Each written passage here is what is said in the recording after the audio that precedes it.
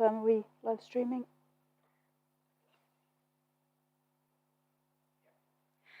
Okay, thank you.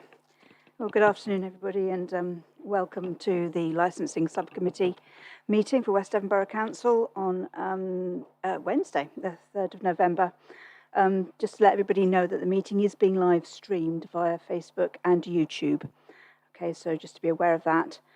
Equally, no fire drill is expected, so if the alarm does sound, please follow our fire marshal, who is Mrs. Hall, who is multi-hatted at the moment, and back down the stairs and through the fire exit, where we will convene at the far end of the car park. Okay, so that will just bring us to our first agenda item, which is the appointment of chairman. Is there any nominations, please? Councillor Leach. Is there a second for that? Thank you. Thank you. I would remind everybody, please, if you can make sure you use your microphones when speaking, that ensures that it gets picked up on the live feed. Okay, right, so to start off with who is who here today, I'm Councillor Julie Elland, and I am the overall chairman of the Development Management and Licensing Committee.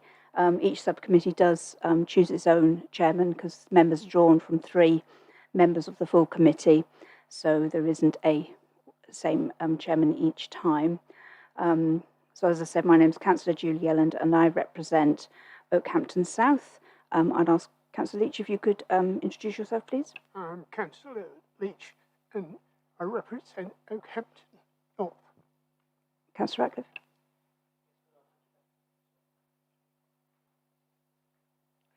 Yes, good afternoon to you. Yes, I'm Councillor Barry Ratcliffe. I'm the councillor for the Exbourne ward, and I'm also a member of the West Devon Licensing Subcommittee. Thank you. And I'll ask the officers as well. Mr. Devon. Good afternoon, everyone. I'm David Fairbairn. I'm Head of Legal Services and Monitoring Officer and Legal Advisor to the Subcommittee this afternoon. Yes, Dave. Hello, I'm Naomi Stacey and I'm the Licensing Specialist for West Devon Borough Council. Good afternoon, I'm Cathy Hoare and I'm representing Democratic Services and clerking this meeting. Thank you.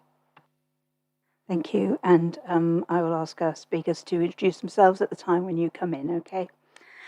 So just to give a brief outline of the process that we will follow, I understand and we appreciate that most people in this room will understand what it is, but as I say, we do have members of the public who are watching and might not necessarily understand exactly what we're actually doing.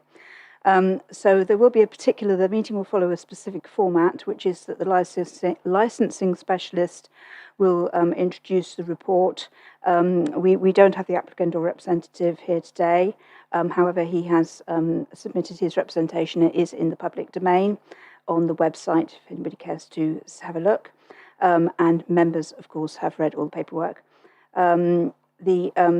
Then we will have the police who will be speaking as well. After each person has spoken, there will be an opportunity for members of the committee just to ask some questions for clarification. Okay, and then at the end of that, particularly as we just have the police here speaking today, I think it's unlikely that you'll need to do a closing statement because I think you'll probably incorporate that in what you're actually saying. When we have then heard all the information we need to hear, the subcommittee, as us, will retire to a closed session to make a decision, and I will explain a bit more of that when we get there. After that, we will then return where a decision will be announced. Okay, and I'll explain a bit more about that when we get to that stage. What I would like, though, to do is just to remind all parties that the subcommittee can only make decisions based on the 4 statutory licensing objectives, which are the prevention of crime and disorder, public safety, the prevention of public nuisance, and the protection of children from harm. So I would just remind everybody who's speaking today just to keep your questions and comments relevant to those material considerations. And I would confirm that members of the subcommittee have received and read all the written information provided by all parties, and all relevant representations will be taken into account. We will also have regard for the council's licensing policy. So I hope that all makes sense for everybody. Okay, so item 2, which is the division of agenda, and this will only be required if the discussion of any item of business is likely to lead to the disclosure of exempt information, and it isn't anticipated that this will be the case. Agenda item 3 is a declaration of interest, and members are invited to declare any personal or disclosable pecuniary interests, including the nature and extent of such interests they may have in any items to be considered at this meeting. Do either of the members of the committee have anything to declare? No, and no, no. Okay, thank you.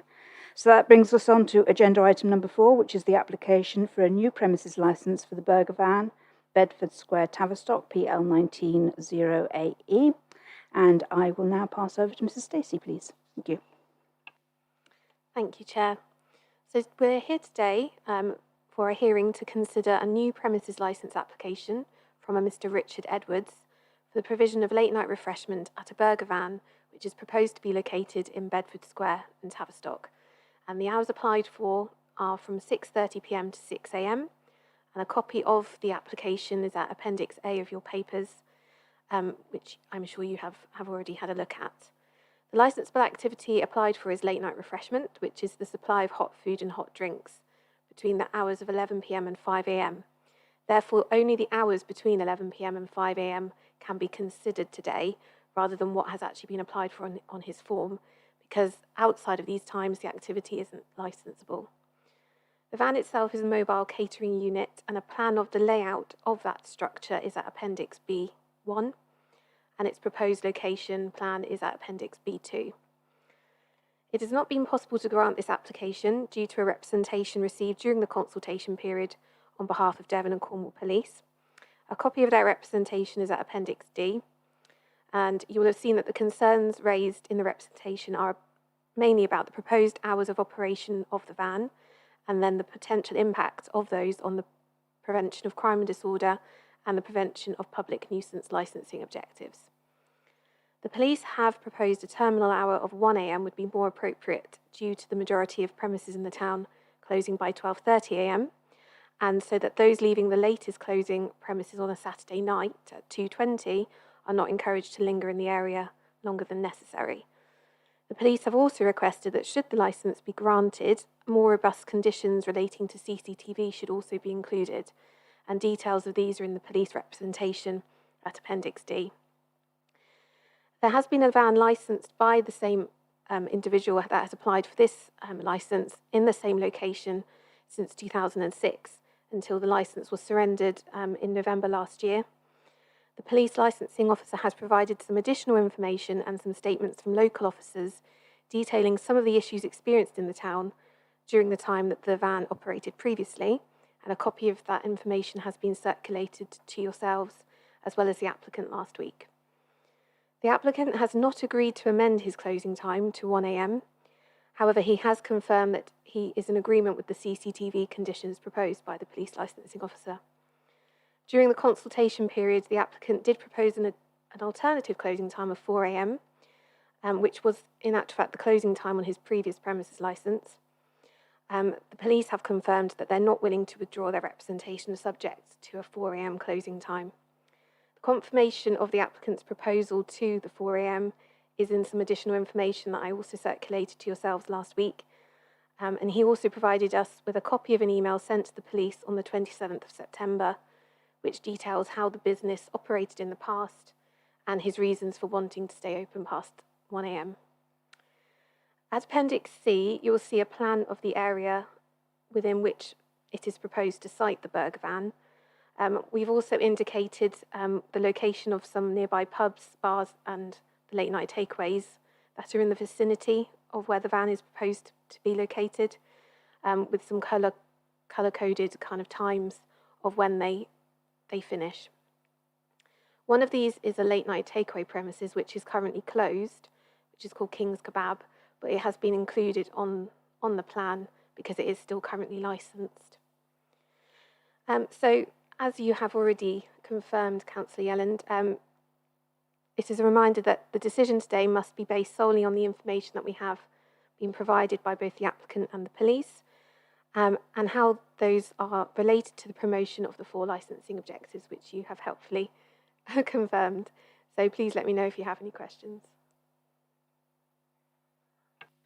Thank you. I have one or two, but I will let my fellow members go first. Councillor Leach, did you have any questions you wanted to raise? just to confirm, so the opening hours under the, can't speak, hang on, under the original licence was 4 a.m. Yes, that is correct, yeah. And although there's been discussions with the police, there hasn't been any sort of negotiations whether it could be 2 or 3 a.m. No, there hasn't been any earlier time proposed by the applicant, and I believe that the police are quite confident that 1 a.m. is the most appropriate time based on the information they have, but the applicant is still quite keen to stick with 4 a.m. Okay. And is it plus cleaning up time? So if it finishes at 1, 2, 3, 4, or 6, is it plus cleaning up time, or is that included? So cleaning up time, as it's not a licensable activity, it does not need to be included within the times that they've proposed. So it would just be the times that they're selling hot food. Okay. Thank you. Councillor Ratcliffe, do you have any questions? Okay. Stacey, I do have a 2 or 3, if you will indulge me. On page 6 of the agenda, it does talk about the things that we can consider, and on the basis of that, including the history of the premises and any evidence provided of problems in the past. So I'm just trying to get a little bit of a sense of what has happened historically. So in July 2018, there was a warning was served to the applicant with regard to CCTV not working properly. So I'm just really seeking confirmation did the applicant cooperate with the request to get the CCTV back up and running, and how long did that actually take? So that letter, I believe, was sent to the applicant, or at the time the premises licence holder, by the police, and subsequently he did sort out his CCTV. I think it was a few weeks, but the police may be able to confirm that. I think it might have taken him a couple of weeks, was it? Yeah, 2 weeks. Yeah, thank you. Okay, thank you. And then just so how again, if this is a question for the police, I'll bring it to you when I bring you in. So I'm assuming that how this was checked, this was checked through the police rather than through our own licensing officers. That's right, yes, the local officer, I believe, or was it yourself, Nicola, as well? It would usually be just a request to a local officer to go down and pull back any concerns if there were any further concerns. Okay, thank you. And again, given sort of the history that was brought out and from the reports that have come through from the police, was there a reason that a review of the licence wasn't actually undertaken, or is it just simply COVID just get in the way, essentially? So from our point of view, the information that we received from the police regarding the CCTV was obviously a concern. However, our approach to enforcement is generally that if there is a concern and they rectify that within a reasonable period of time, we wouldn't be taking any further action. However, the police may have decided, had problems continued, that there was sufficient reason to then call a review. It's usual that a review is called by one of the responsible authorities, such as the police. We do have the power to do that as licensing authority, but where the evidence is either criminal evidence or something that maybe another responsible authority has been investigated, it's generally that authority that would call the review. So that is probably a question that's more likely to be directed at the police. Okay, I will do. I'll probably direct the same questions towards you, actually. Okay. One of the issues that was brought up was about some degree of litter, and we haven't really sort of looked at, there's nothing in the conditions about sort of bins. I'm assuming there is a bin locally based, perhaps in the car park. On the original premises licence, they did have a condition regarding litter and their responsibility to clear that. They haven't proposed that in the current application. If so, it would be their responsibility to provide a receptacle for the litter or clear it up as they went along. I can't confirm whether there's a town council or a district council waste bin there, but it wouldn't be the council's responsibility to do that. Okay, thank you. And final question. Again, just thinking about his right to carry out his business, and you've said that the King's Kebab, which is currently closed, is licensed for hot food. What are the licensing hours for that organisation? Are you able to advise? Yeah, I will just double check just to make sure I am completely accurate when I give you the times. It is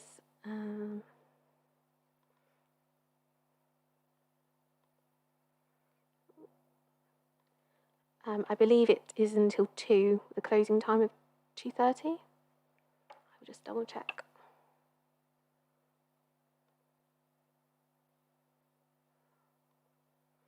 Bear with me a second.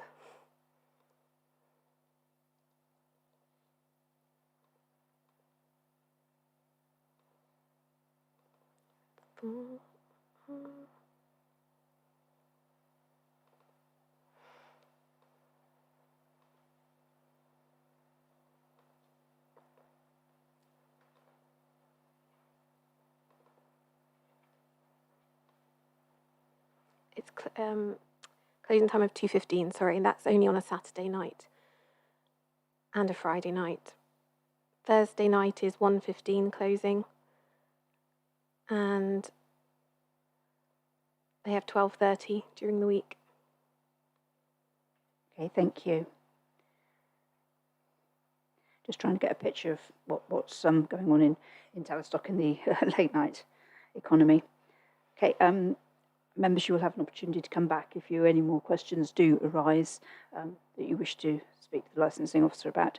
But I will now actually invite police representation. And what I'll do, I don't know if you worked out how to use your microphones. There's a button on the side that you press that sort of turns the unit on, and then the talk button on the front with the red light will come on. And if you can sort of speak into it fairly clearly, it makes sure that it gets picked up properly. So perhaps I could ask you both, if you'd be kind enough, just to introduce yourselves and what capacity you're here in, your role, and then we will take it from there. Thank you. Good afternoon. My name is Nicola Henderson. I'm a police licensing officer for Devon and Cornwall Police. Good afternoon. It's PC 2608 Jenny Mashford. I'm one of the neighbourhood beat managers at Tavistock, and I've come here to support Nicola on the licensing side of things for the police. Okay, thank you.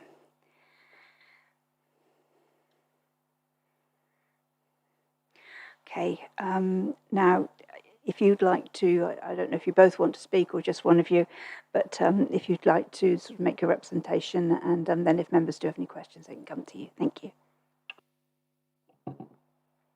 Good afternoon, and thank you to members who are here today. I'm employed by Devon and Cornwall Police as Police Licensing Officer. I've been employed by the Constabulary for 19 years, and in this role for approximately 12 years. One of my areas of responsibility is Tavistock. I make this statement in relation to the grant application for the mobile catering vehicle to be located in Bedford Square, Tavistock, submitted by Mr. Richard Julian Edwards. The premises formerly at the premises licence held for Toops food van. This licence was surrendered, as we've heard from Miss Stacey, a premises licence again with Mr. Julian Edwards, and it was surrendered on the 27th of November.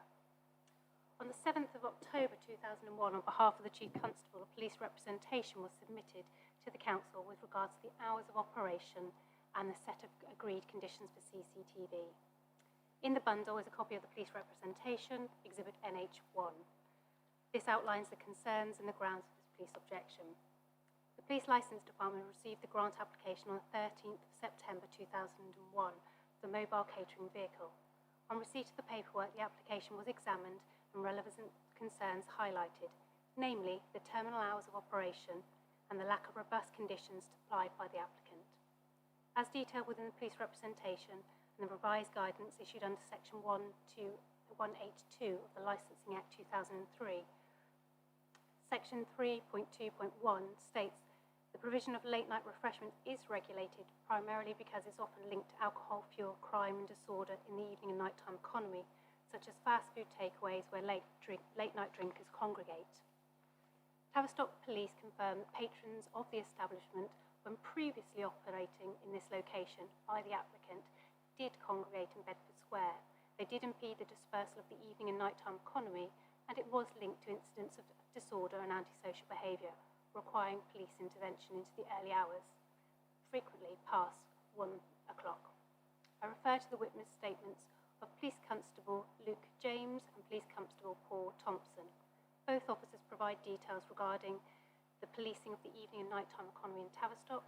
Both officers provide specific details regarding the presence of the mobile catering vehicle and its associated detrimental impact on the evening and nighttime economy. The officers refer to matters such as increased levels of antisocial behaviour, including public order, public urination, criminal damage, and persons congregating around the mobile catering vehicle. PC James. On most weekends, there would almost always be individuals fighting whilst congregating around the burger van. PC James concludes his statement, I can say from my past experience that there was a direct link between the burger van not being present on certain weekends and a reduction in antisocial behaviour in the area. Exhibit NH3 is a statement from PC Thompson. Many a night I've been patrolling the area around the town centre, in particular around the burger van and Abbey Place, where there has been public disorder, such as people fighting, antisocial behaviour and urinating in the streets. Even if there is no disorder, there is usually lots of people who do not have volume control, and it can be very noisy.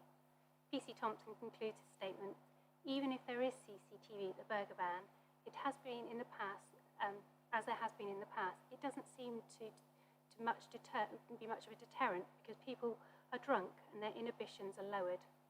The police are minded, however, this is not a review hearing, but wish to provide details to the committee with regards to the nature of policing Bedford Square in relation to the mobile catering vehicle operating within the evening and nighttime economy. To evidence grounds for the police concerns in relation to a terminal hours as applied for. Police licensing record, Exhibit NH4, is of a police log which occurred on the 18th of the 5th, 2019. The report is a report of violence. The reported time was approximately 1:15. The officer's report relates to disorder in Bedford Square, highlighting factors that impeded dispersal in the evening and nighttime economy, saying a large number of people hanging around the kebab van until 02:30 hours. Further concerns detailed by both officers relate to additional factors that impede the dispersal in Tavistock, namely the lack of taxi provision. The police fully recognise that this is not a factor for consideration by members in relation to this grant of the application.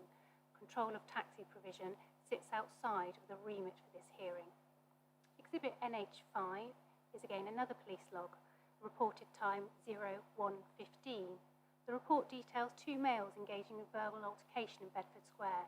Following escalation, 1 male sustains injury.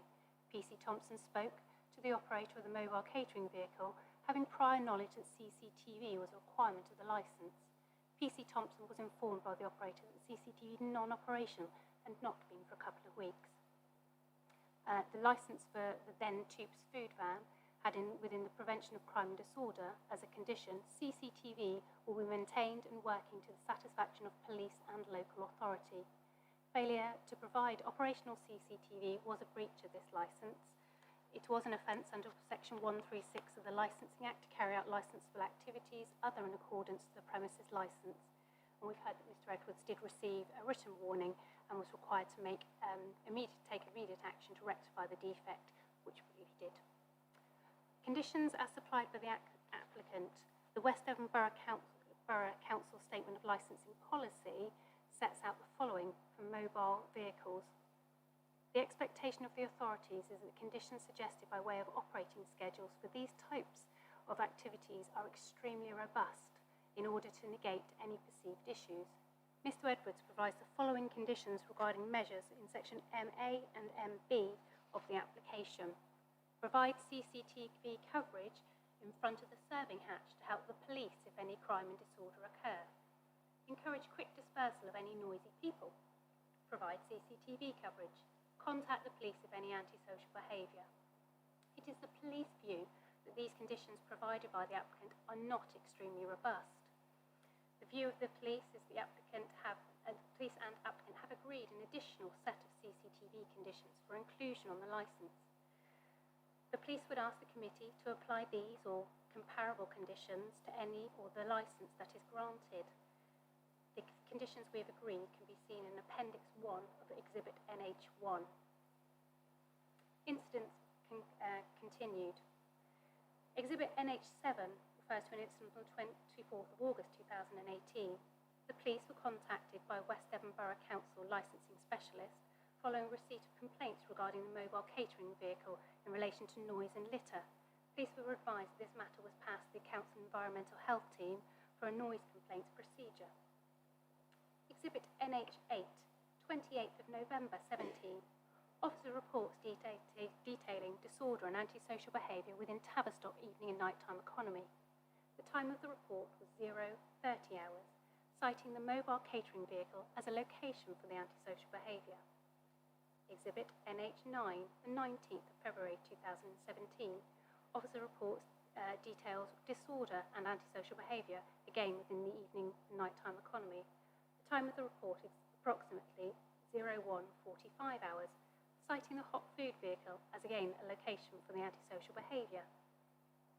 In my 12 years as a licensing officer with Devon and Cornwall Police, I have felt the need to submit representations to West Devon Borough Council on only one prior occasion for a premises licence, whereby agreement cannot be reached during the consultation period.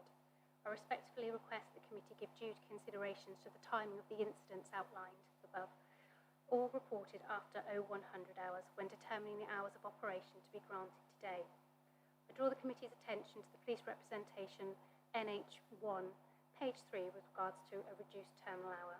The police are aware that the applicant has supplied details of the revised operating times of subsequently to close at 0400 hours. The police confirm that no agreement has been reached with regards to variation to the terminal hour within this consultation period.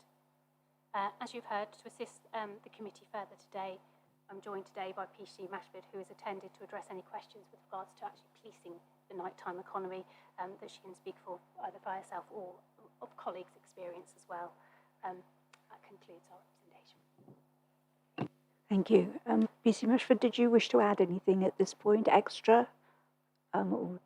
Only if you've got any questions for me at this time. Thank you. Okay, thank you. Councillor Leach, do you have any questions?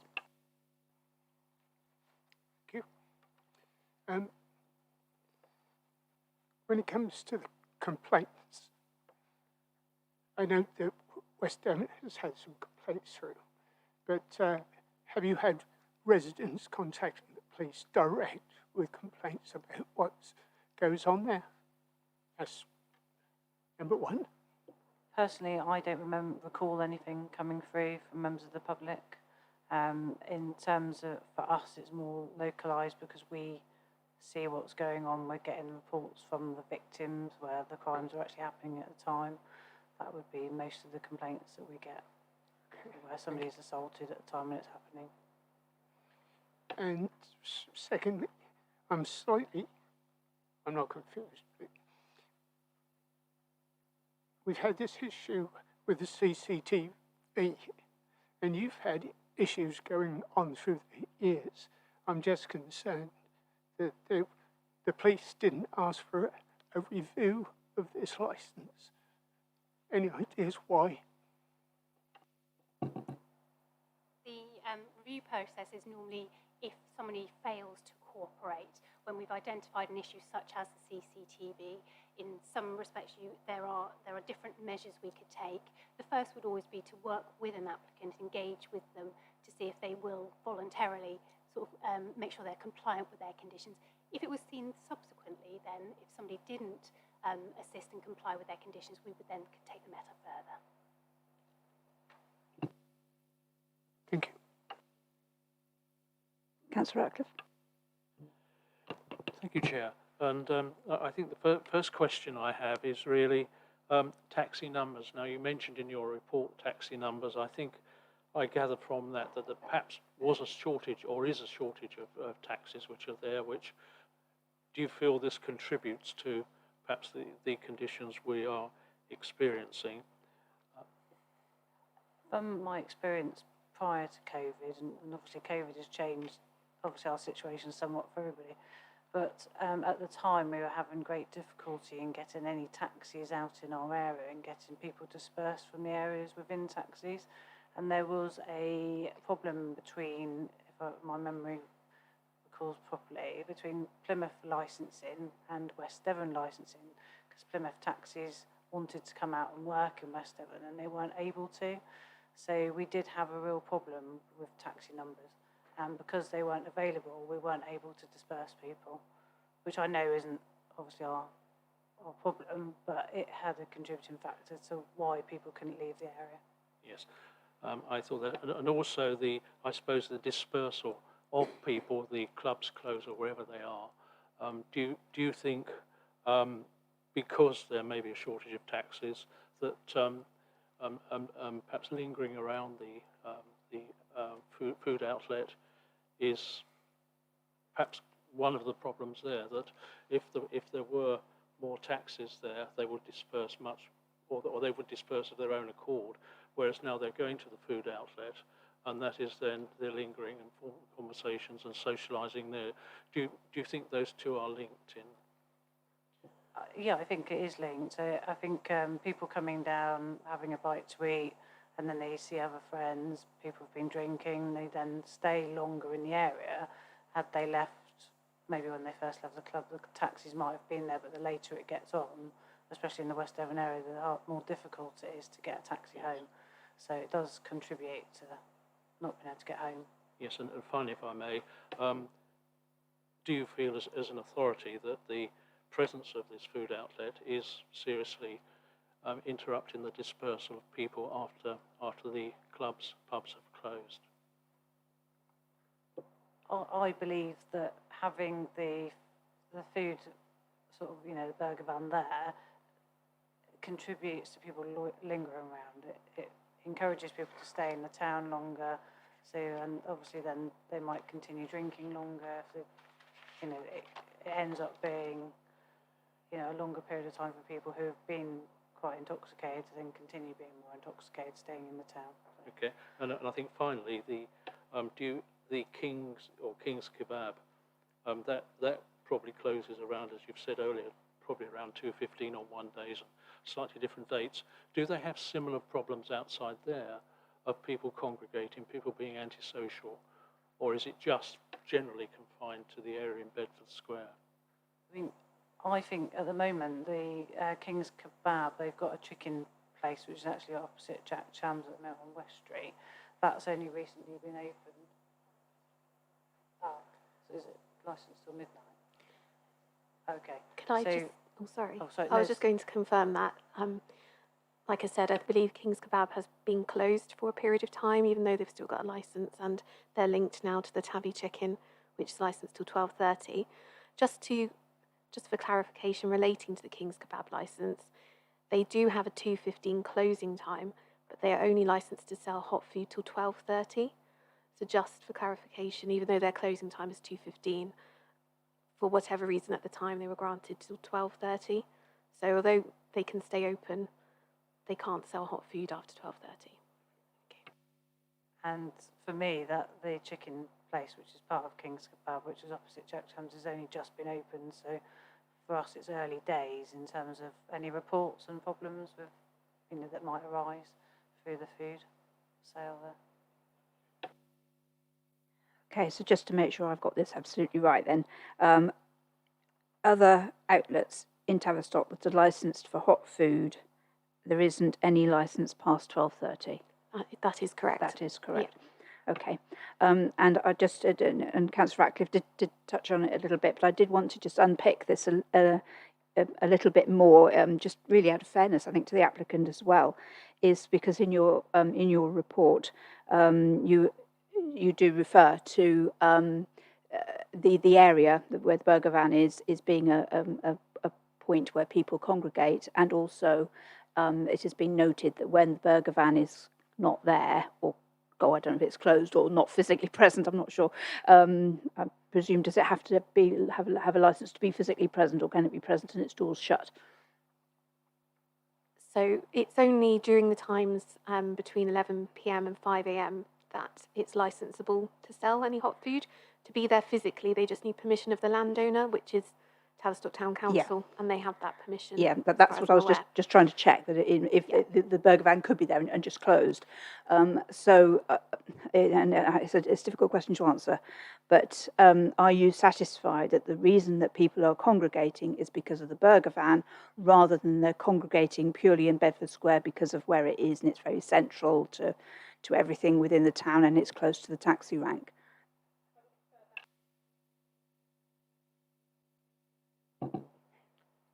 Just refer back to the officer's statements within the bundle, which do seem to draw a direct correlation to the burger van being there, as well as just the environment itself. And can I just add, I've just worked this weekend late at night time on economy, and there was nobody congregating down at Bedford Square on both Friday and Saturday night without the burger van there. So, Okay, thank you. So there's a definite correlation between the van rather than the location. That's what I'm because it's, you know, it is a central, very central location. can I just interrupt? Sorry, is that okay, Chair? To add just a couple of other points on sort of our side, on our neighbourhood side, and having worked nighttime economy there this weekend, is there's a couple of things that are also concerning about its positioning on Bedford Square, purely around lighting as well. There's very little lighting there, it's very dark, so if we had CCTV it'd be very difficult to see around the van, so I don't know whether that's something that can be considered in terms of lighting in the area as well, for safety reasons really, and people being able to see if there is anything happening, and that sort of was a bit of a concern this weekend when we were working. Okay, so you're talking about lighting as in the equivalent to street lighting, so obviously it's in... Yes, it's very dark there. It's- There's very limited street lighting, and since they've renewed the sort of parking area there, it seems to be even darker there. So. And clarifying, Mrs. Stacey, is that something we can take into account? Because it would fit in with the licensing objectives. However, street lighting is really kind of outside the remit of this council. Yes, we would only be able to ask them to provide lighting within their control, so I guess their own lights around the van. They obviously wouldn't be able to control public street lighting. And obviously they've applied for that specific location. We wouldn't be able to move that location as part of this application. It would have to be a separate application. Okay, thank you. Any other members, any other questions? Yes, Councillor. Thank you, Chair. Yes, again, for yourselves, I think all I've read that part to be considered by the applicant is enhanced CCTV. Could you just run us through what will be involved in that? I gather he's probably agreed to having it, but I'd like to understand what you're asking for there. Thank you. Absolutely. Thank you very much. The details are on the back on page 32. Do you want a bit more detail than that? Yeah, okay. Just to give us an overview of what you're asking and perhaps some background on that. Thank you. Thank you very much. Obviously, CCTV needs to be governed by the Information Commissioner's Office that sets out how it should be used, when it should be used, how it should be stored lawfully with regards to data protection. It sets a good standard for operating CCTV in licensed premises.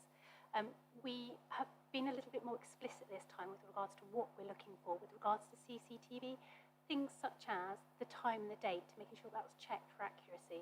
Very frustrating for officers, and evidentially when CCTV is provided, especially with the hour change, and continuity of evidence and things is completely knocked out because we haven't checked our date and time, and actually it isn't anywhere near correct. We're trying to be much more descriptive with our CCTV conditions to raise the standard.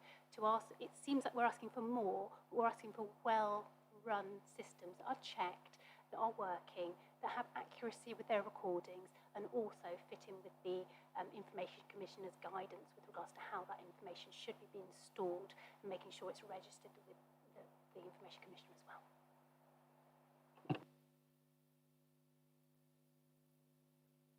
Any more questions from either of you? Nope. No. Okay. Right, well, thank you. So I think we've probably all heard all we need now to be able to make a decision. Are we both satisfied about it? All three of us, rather? Taking that, there are three of us here, not two. Okay, so just to really advise what will actually happen now is we will retire to a closed session, which will be in a different room to make our decision. This is done in private, and the only person who will come with us is the borough solicitor, who will be there just to make sure we don't make any illegal decisions. Okay, so he can answer any questions that we might have on matters of law. I would ask if you could perhaps remain in the room just in case we do have any further questions that we've not thought of. If we're unable to reach our decision within about 40 minutes, then either the clerk or the licensing officer will let you know to save you sitting around and waiting. But when we do come back, we will then announce the decision, and written decision notice will be sent to all parties within 5 working days. Okay, so I hope that makes sense. So please bear with us, and we'll be back soon. And thank you very much indeed for your contributions, and to the applicant as well, if he is listening, for his contribution, because it has been a great help. Thank you.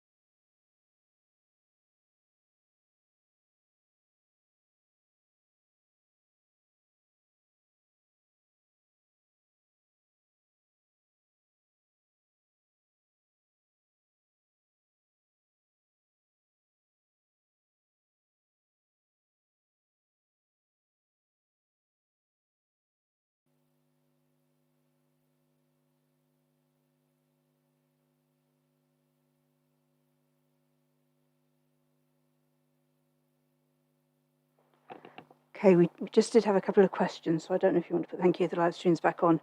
And this can be either for Mr. Stacey or the police to answer. You can kind of battle it out between you, I think. We've been sort of looking at the whole thing about the lighting and where it sits within the CCTV. And the CCTV conditions refer to the quality of the lighting. So on your, hold on a second. On the back page of the agenda, I haven't got your actual number, but it was regarding the CCTV conditions. And the third one up from the bottom states that the CCTV system must be capable of obtaining clear facial recognition images and clear head and shoulder images of every person, and it actually refers to ordering at the counter, and I'll come back to that in just a second.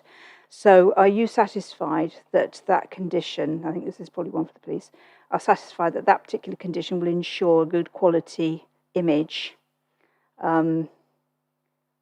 actually at the counter, actually at the burger van? With regards to sort of images and sort of frame rates and those sorts of things, usually we engage with the person who's installing it. Sometimes they will come and say, this is what we're looking at, or we're more than happy to speak to whoever they have to install or what type of system they're looking at. We're more than happy to do any engagement with them. What we're looking for is, with most systems now, if they're only looking from a short distance, we get a fairly good image. And because we're only looking at this premises, we can't ask him to have CCTV that covers the vast area. My condition can only apply to what his premises. So in my conditioning, realistically, the view out from his burger van will be through that hatch. So everything that's captured in that, that's what we'd like to see.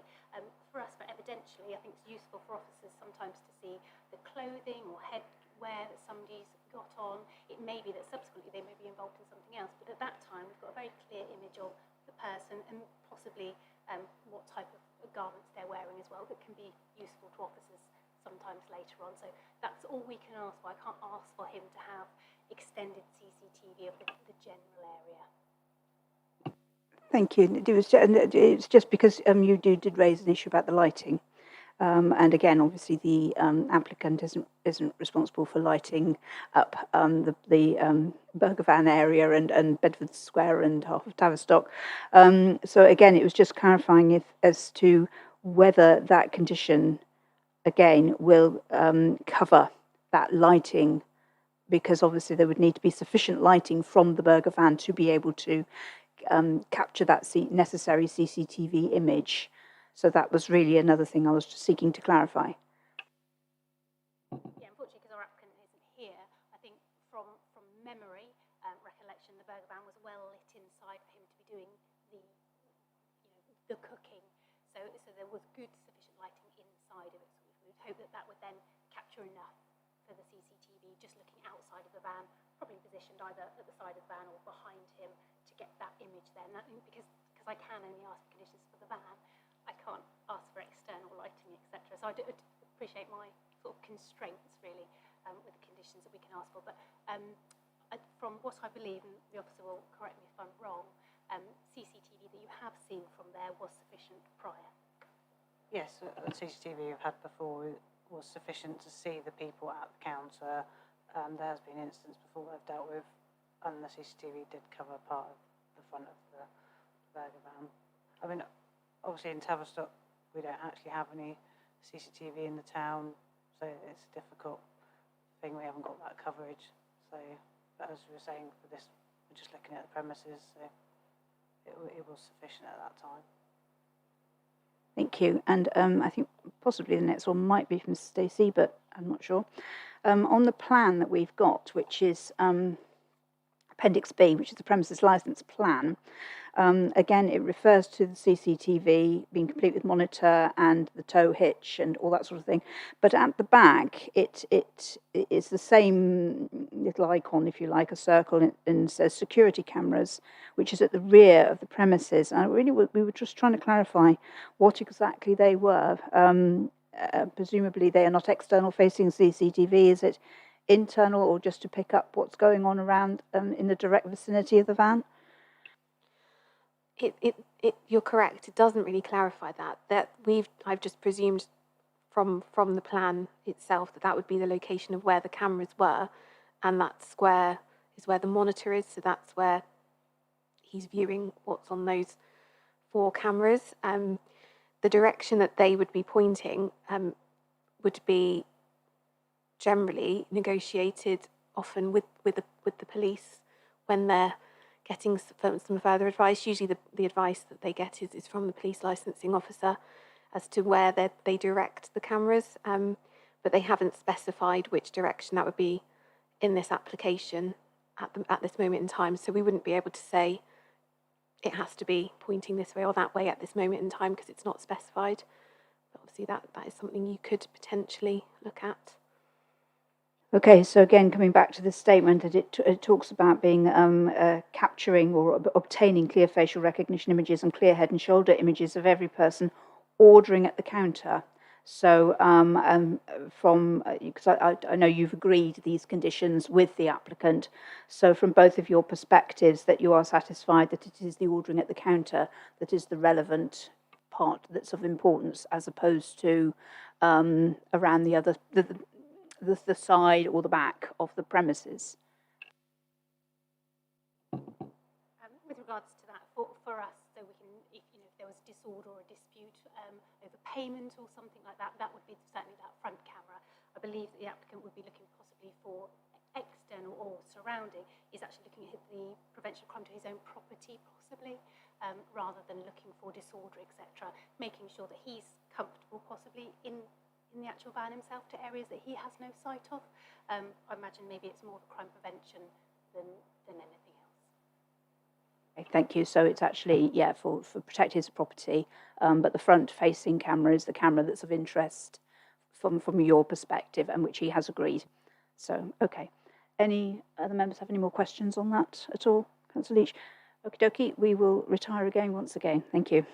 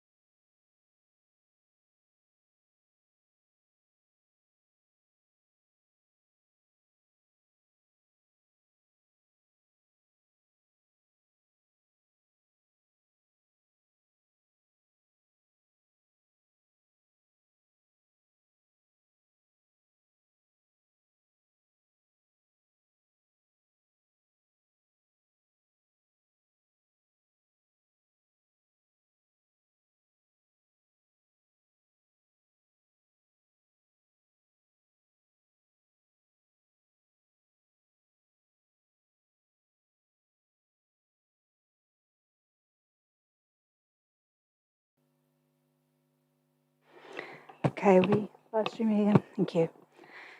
Okay, so the subcommittee has come to its decision, and I will read this out for everybody's information. And the decision, of course, will be sent to all the interested parties within 5 days as well. The aim of the Licensing Act 2003 is to provide a more flexible licensing system by reducing the burden of unnecessary regulation, but still maintaining public order and safety. The 2003 Act makes it clear that licensable activities are to be restricted only where it is necessary to promote the 4 licensing objectives. In determining an application with a view to promoting the licensing objectives in the overall interests of the local community, the subcommittee is required to give appropriate weight to the steps that are appropriate to promote the licensing objectives, the representations, including supporting information, presented by all the parties, the guidance issued under Section 182 of the 2003 Act, and our own statement of licensing policy. The statutory guidance provides that it is imperative that our decision is evidence-based, and that in reaching a decision, the factors which are to be taken into account are limited to a consideration of the promotion of the licensing objectives and nothing outside those parameters. The licensing specialist's report also highlighted relevant provisions of the statutory guidance and our own statement of licensing policy. Finally, by way of setting the scene for our decision, the licensing subcommittee is mindful that an application must be considered on its own merits. Our function is to take such steps as we consider appropriate for the promotion of the licensing objectives, having regard to the representations we have received and heard.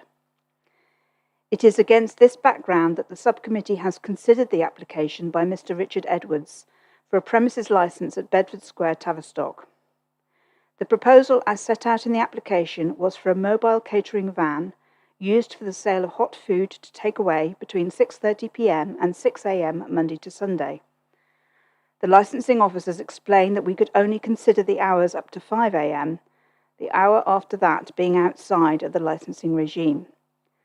Mr. Edwards had said previously that he would not be attending the hearing, but relying on what he had submitted to the licensing officer as part of his application and the further representation.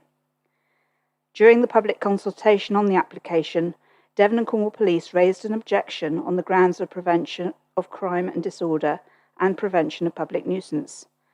Nicola Henderson, licensing officer for the police, expanded upon that objection and a further representation at the hearing. The principal concern of the police was that the provision of late-night refreshment was often linked to alcohol-fueled crime and disorder. Based on their experience of the licence that Mr. Edwards had previously held before being surrendered by him in November 2020, concerns were raised about the patrons of the Burger Bar congregating in Bedford Square, impeding their dispersal. This had resulted in incidents of crime and disorder or antisocial behaviour, including violence. Nicola Henderson referred to the statements of PC Luke James and PC Paul Thompson. Both officers described what had been recorded and gave examples of the patrons' behaviour. It was explained that in the view of the police, there was a direct correlation between the presence of the burger van and the antisocial behaviour that had been observed. In light of this, the police proposed a terminal hour of 1 a.m. and alternative CCTV conditions, those proposed by Mr. Edwards being considered not to be sufficiently robust. While Mr. Edwards was willing to accept the alternative conditions, he was not willing to accept the 1 a.m. limitation. Instead, he proposed a terminal hour of 4 a.m., which was the terminal hour on his previous premises licence. So, having considered what had been said and written by the various parties, we accepted that the lateness of the terminal hour applied for would be likely to lead to a public nuisance and crime and disorder by encouraging patrons to congregate rather than to disperse. Furthermore, having regard to the statutory guidance and the adopted statement of licensing policy, the subcommittee considered that the application should be granted, but with the terminal hour being 1 a.m, with the conditions proposed by the police relating to CCTV in place of those proposed by Mr. Edwards. We also consider that there should be a condition requiring the provision and emptying of a litter bin, the precise wording of which we will delegate to the licensing specialist in consultation with members of the subcommittee and head of legal services. All parties have the right to appeal the magistrates' court or appeal to the magistrates' court within 21 days of receipt of written notification of the licensing subcommittee's decision. So thank you all for your time this afternoon, and I will now declare this meeting closed. Thank you.